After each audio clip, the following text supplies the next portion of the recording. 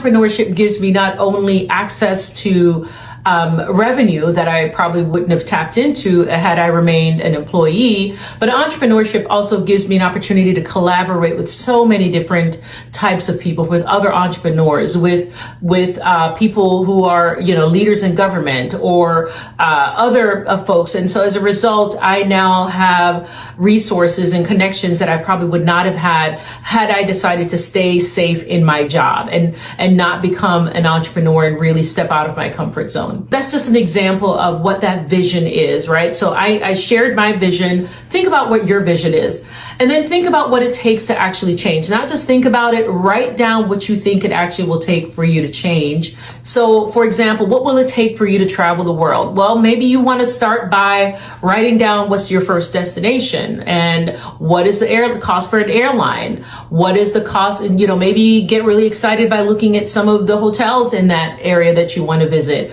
When can I save up the funds to be able to do this? Or maybe you already have the funds to do it, and so you'll just book the trip. So, that's the first thing that you wanted to do, and you've been able to take care of it because you stopped long enough to think about what you want to do, what that vision is.